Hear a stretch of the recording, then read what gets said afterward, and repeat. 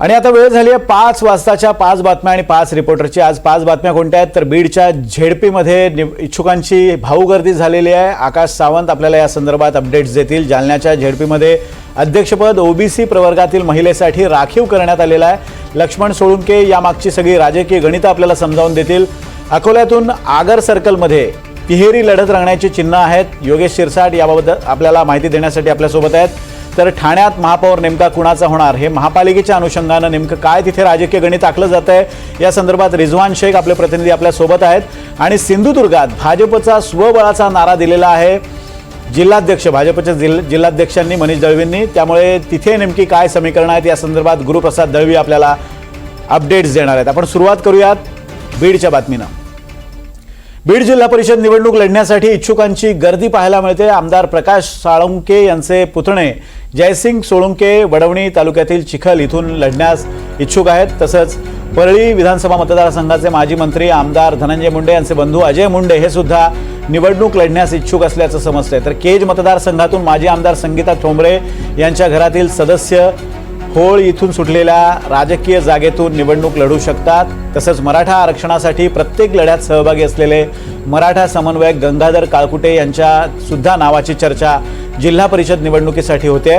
त्यामुळे जिल्हा परिषद निवडणुकीमध्ये महाविकास आघाडी आणि महायुती दोन्ही पक्ष एकत्रित लढतील का हे पाहणं महत्त्वाचं आहे।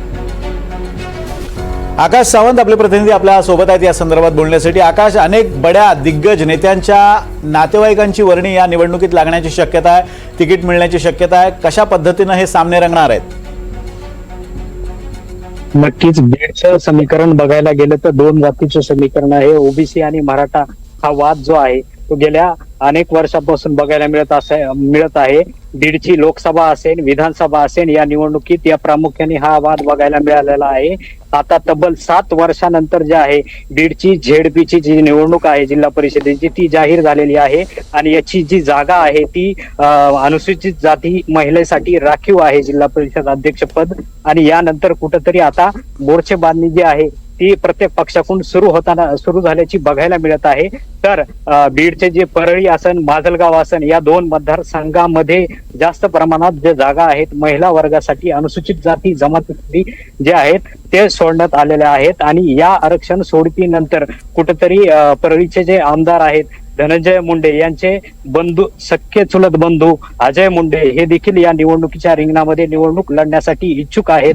तर दुसरीकडे बघायला गेलं तर माजलगाव मतदार प्रकाश सोळुंके यांचे पुतणे जे आहेत जयसिंग सोळुंके हे देखील निवडणूक लढण्यासाठी इच्छुक आहेत। तर मराठा समन्वयक गंगाधर काळकुटे जे मनोज जरांगे यांचे खांदे समर्थक आहेत आणि प्रत्येक लढ्यामध्ये मनोज जरांगे पाटील यांच्या खांद्याला खांदा लावून काम करणारे जे गंगाधर काळकुटे आहेत यांच्या देखील नावाची कुठेतरी जिल्हा परिषद निवडणुकीसाठी चर्चा होताना दिसते।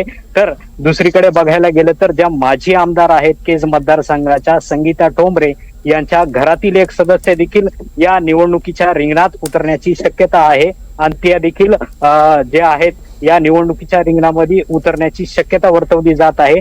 तर येत्या काळामध्ये जेव्हा या निवडणुकीची जी तारीख जी होईल डिक्लेअर होईल यानंतर हे खरे सामने जे आहेत ते समोर येणार आहेत आणि प्रत्येकाला इच्छुक उमेदवारांची जी आहे ती कुठंतरी आता गर्दी होताना बीडच्या जिल्हा परिषदेच्या निवडणुकीमध्ये बघायला मिळत आहे। अगदी धन्यवाद आकाश दिलेल्या अपडेट्स बद्दल। आपण बघतोय की या नातेवाईकांच्या निमित्तानं या बड्या दिग्गज नेत्यांची प्रतिष्ठा जिल्हा परिषद निवडणुकीत पणाला लागते। आणि आता पुढची बातमी आपण पाहणार आहोत जालन्यामधनं। जालना जिल्ह्यातील जिल्हा परिषद अध्यक्षपद हे ओबीसी प्रवर्गातील महिलेसाठी राखीव ठेवण्यात आलंय। यंदाच्या जिल्हा परिषद गटरचना करताना 2017च्या 27% ओबीसी आरक्षणानुसार होणार आहे। सर्वोच्च न्यायालयानं दिलेल्या निर्देशानुसार राज्यातील महाविकास आघाडी सरकारनं वाढवलेले गट गण आणि प्रभाग संख्येतील बदल हे रद्द करण्यात आले। त्यामुळे एकूण 50% जागा या खुल्या प्रवर्गासाठी महिलांसह तर उर्वरित 50%त सर्व प्रवर्गांच्या आरक्षणासह वाटप करण्यात आले। लक्ष्मण सोळुंके आपले प्रतिनिधी आपल्याला या संदर्भात अधिक माहिती देतात। लक्ष्मण, खरं तर जालन्यामधल्या लढतीकडे सर्वांचं लक्ष आहे, कारण ज्या जालन्यामधून ओबीसी मधून मराठ्यांना आरक्षण देण्याचा लढा सुरू झाला या जालन्यामध्ये नेमकं काय राजकीय चित्र असणार याबद्दल राजकीय वर्तुळात उत्सुकता आहे। आणि विशेषतः जरांगे पाटील या फॅक्टरमुळे तिथल्या सगळ्या लढतीकडे एक वेगळ्या पद्धतीनं बघितलं जातं आणि प्रामुख्यानं तिथे जो गाजणारा मुद्दा असेल तो म्हणजे मराठ्यांना ओबीसी मधून सर्टिफिकेट मिळणं. कशा पद्धतीनं तिथे राजकीय हालचालींना सुरुवात झाली आहे?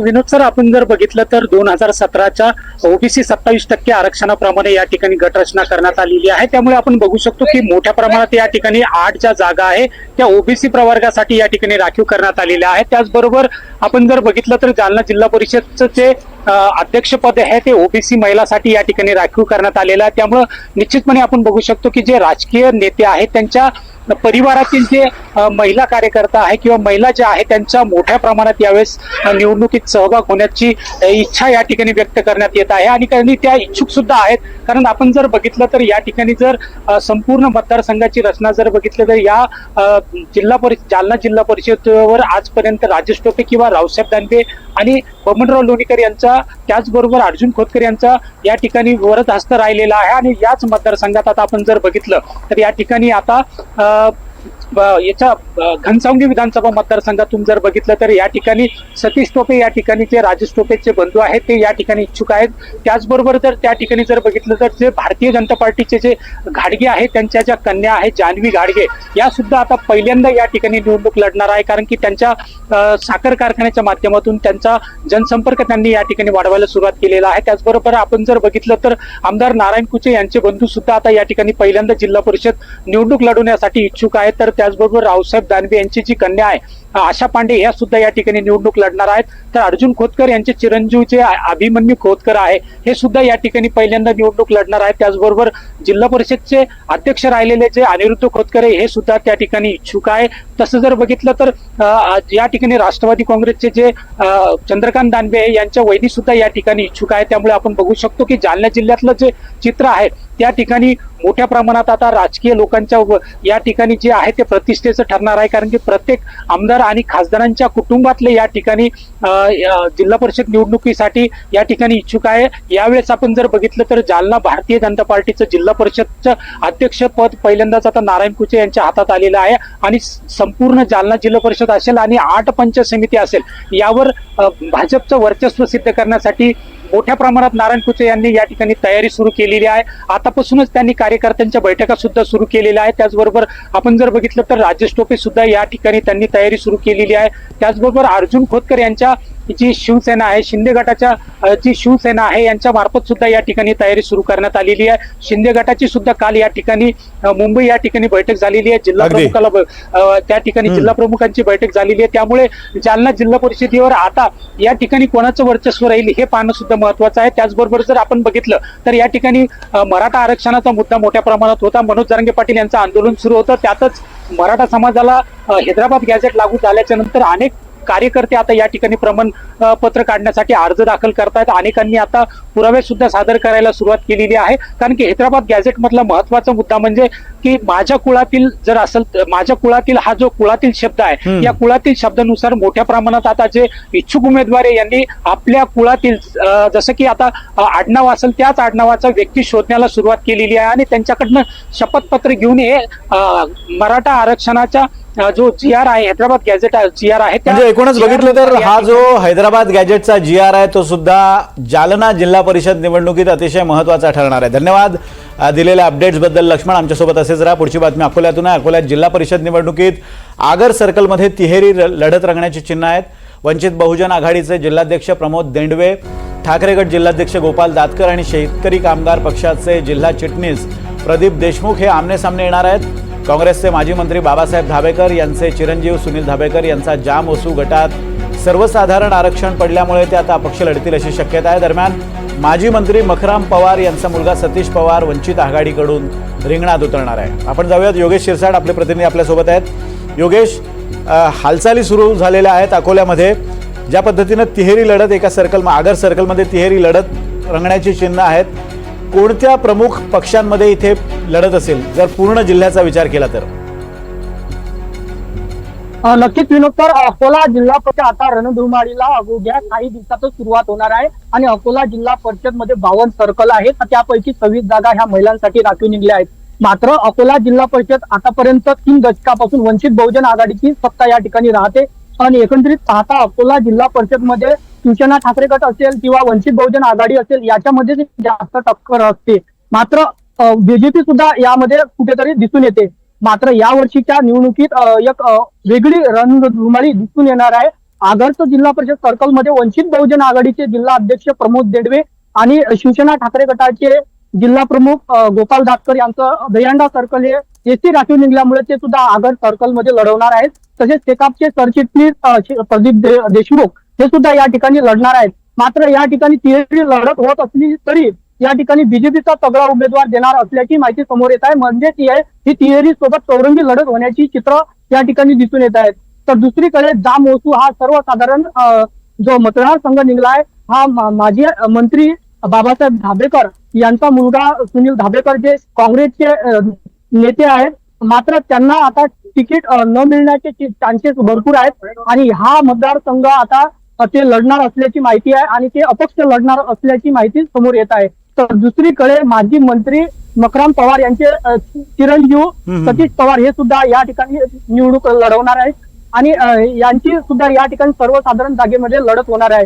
तर आपण पाहिलं तर घुसर हा अनुसूचित जमाती म्हणजे अकोला जिल्हा परिषदचे जे अध्यक्ष आरक्षित जागा निघली आहे त्याच्यासाठी हा महत्वाचा मतदारसंघ मानला जातो विनोद सर. आणि या ठिकाणी सुद्धा माजी मंत्री डॉक्टर दशरथ भांडे यांची सून त्या ठिकाणी निवडणूक लढवणार आहेत आणि अनुसूचित जातीचे दुसरे भाजपचे दावेदार म्हणून पद्मावती भोसले जे माजी जिल्हा परिषद सदस्य होते उपा सरपंच ते सुद्धा या ठिकाणी दावा ठोकू शकतात. तर त्याच ठिकाणी वंचित आणि ठाकरे गटाने या ठिकाणी उमेदवार शोधावा लागणार आहे कारण की अनुसूचित जातीचे उमेदवारच या ठिकाणी मिळत नाहीत. ही एक मोठी म्हणजे वंचितचं वर्चस्व या निवडणुकीवर राहील अशी एक शक्यता. म्हणजे गेल्या 3 टर्म पासून जशा पद्धतीने वंचितने तिथं आपलं वर्चस्व प्रस्थापित केलं तेच चित्र यंदा सुद्धा राहण्याची शक्यता वाटते. धन्यवाद योगेश दिलेल्या अपडेट्सबद्दल. ठाण्यातून आता एक मोठी बातमी आहे. ठाण्यामध्ये स्वबळाचा नारा शिंदेंनी दिलेला आहे. शिंदेंचा बालेकिल्ला असलेल्या ठाण्यात शिवसेनेनं स्वबळाचा शड्डू ठोकलाय. ठाणे महानगरपालिका निवडणुकीत खासदार म्हस्के यांनी काल बैठक घेतली होती. शिवसेनेच्या माजी नगरसेवक आणि पदाधिकाऱ्यांनी या बैठकीमध्ये स्वबळावर लढण्याची मागणी केली आहे. तर दुसरीकडे भाजपनं सुद्धा स्वबळाची तयारी सुरू केली आहे. आमदार संजय केळकर, आमदार निरंजन डावखरे आणि माधवी नाईक यासह शहराध्यक्ष संदीप लेले हे भाजप नेते इच्छुक उमेदवारांसाठी मार्गदर्शन शिबिरं घेत आहेत. त्यामुळे ठाण्यामध्ये शिंदे विरुद्ध भाजप असा सामना रंगण्याची शक्यता आहे.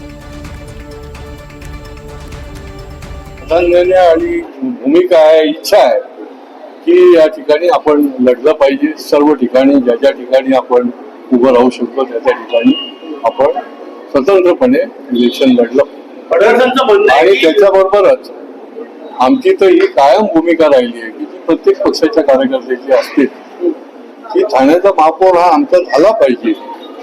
ही देखील वेळोवेळी आम्हाला वाटत असतं आणि ही देखील आमच्या कार्यकर्त्यांची कायम भूमिका आहे. आणि आपले प्रतिनिधी रिझवान शेख आपल्यासोबत आहेत. रिझवान, शिंदेंनी स्वबळाचा नारा दिलेला आहे, भाजपनं स्वबळाचा नारा दिलेला आहे. चिन्ह अशी दिसत आहेत की स्वबळावर दोघेही लढतील. त्यामुळे भाजप विरुद्ध शिंदे सेना म्हणजे शिवसेना असा सामना तिथे होणार आहे. महायुतीतच एक प्रकारे लढत ठाण्यात दिसू शकते. म्हणून आपण जर पाहिलं तर गेले 25 वर्षापासून ठाणे महापालिकेवरती एकनाथ शिंदे यांची एक हाती सत्ता आहे. काल ज्या पद्धतीने ठाणे येथील आनंद आश्रम या ठिकाणी नरेश म्हस्के यांनी सर्व नगरसेवक जे माजी नगरसेवक आहेत त्यांची एक बैठक बोलवते ना, बैठकीमध्ये आपण जर पाहिलं तर सर्व नगरसेवकांनी स्वबळाचा नारा दिला.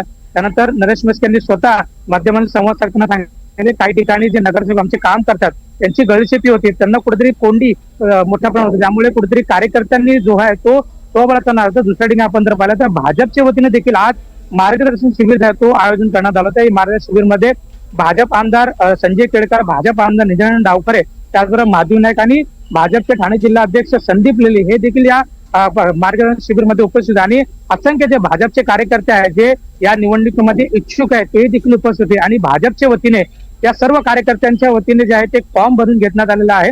जे जे कार्यकर्ते इच्छुक आहेत त्या सर्व कार्यकर्त्यांनी जे आहे ते फॉर्म भरून जे आहे ते भाजपला दिलेलं आहे. या भाजपची जी समिती आहे ती गठीत करण्यात आली. समिती जी आहे ती सर्व कार्यकर्त्यांची जी आहे ती चाचपणी करण्यात आली की नेमकं कुठल्या कार्यकर्त्याला कुठल्या वॉर्डामधून आपण तिकीट द्यावा की तो निवडून येईल. पण दुसऱ्या ठिकाणी आपण जर पाहिलं तर कुठेतरी ठाण्यामध्ये जे आहे ते भाजप आणि शिवसेना म्हणजे शिंदे गटामध्ये कुठेतरी सर्व काही बरं आहे का असाही देखील प्रश्न निर्माण झाला. कारण दोन वेगवेगळे स्टेटमेंट जे आहेत ते पक्षाकडनं येत नाही. कारण वरिष्ठ लेवलला पाहिलं तर महायुतीचं सरकार जो आहे तो राज्यामध्ये आहे आणि एका ठिकाणी आपण जर पाहिलं तर देवेंद्र फडणवीस आणि एकनाथ शिंदे त्याचबरोबर अजित पवार हे सातत्यानं सांगत आहे की महायुती म्हणून जे आहे ते स्थानिक स्वराज्य संस्था निवडणूक आम्ही लढणार आहे. परंतु आपण जिल्हा लेवल आपण जर पाहिलं तर कुठेतरी नेत्यांमध्ये जे आहे तो संभ्रम निर्माण झालेला आहे आणि वेगवेगळे स्टेटमेंट जे आहे ते एका शिवसेना आणि भाजप या दोघंही पक्षाकडनं जे वेगवेगळे स्टेटमेंट येताना दिसत आहे. अगदी म्हणजे भाजप आणि शिवसेनेनं तिथे आता तिथे आपली ताकद लावायला घेतलेली आहे आणि आता महापालिका निवडणुका म्हणजे खरं तर आधी जिल्हा परिषदा पंचायत समित्या होतील आणि त्यानंतर महापालिका आहे. त्यामुळे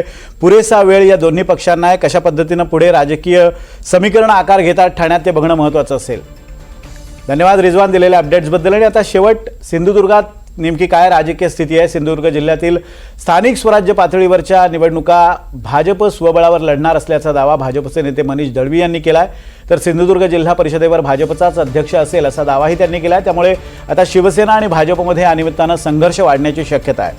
गुरुप्रसाद दळवी आपले प्रतिनिधी आपल्याला या संदर्भात अधिक अपडेट्स देतील. गुरुप्रसाद, खरं तर दोन राणे बंधू यांच्यातला संघर्ष या निमित्तानं समोर येताना दिसतोय. भाजप विरुद्ध शिवसेना. जसा ठाण्यात संघर्ष आहे तसाच सिंधुदुर्गात आहे. काय सध्या राजकीय चित्र आहे? विनोद सर, खरं सांगायचं तर एकंदरीत दोन भाऊ आहेत, सक्के भाऊ. एक आमदार निलेश राणे असतील आणि कणकवली मतदारसंघातून नितेश राणे असतील.